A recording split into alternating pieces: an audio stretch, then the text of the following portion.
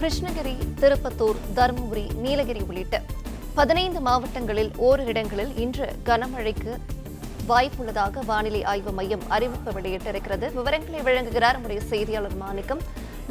வணக்கம். இது பற்றிய விவரங்களை பதிவு பண்ணலாம்.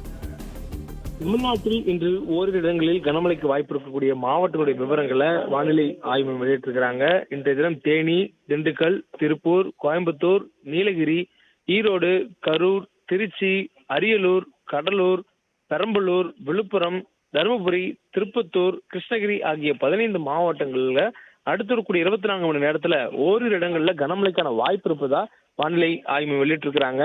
தொடர்ந்து தென்மேற்கு பருவமழை நாடு முழுவதும் முன்னேறி வரக்கூடிய சூழல்ல நமக்கு தமிழ்நாட்டில் தென்மேற்கு பருவமழை வலுவடைந்திருப்பதாக வானிலை ஆய்வு தெரிவிச்சிருக்கிறாங்க. இதன் காரணமாக இன்றைய தினம் தமிழ்நாட்டுக்கு கனமழைக்கான வாய்ப்பு ஏற்பட்டிருப்பதாகவும் சொல்லப்பட்டிருக்கிறது.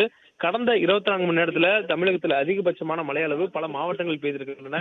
கனமழையும் பல மாவட்டங்களில் பதிவாகி இருக்கிறது. அதிகபட்சமாக அரக்கோணம் பகுதி, ராணிப்பேட்டை மாவட்டம் அரக்கோணம் பகுதியில் 11 சென்டிமீட்டர் அளவில் மழை பதிவாகி இருக்கிறது.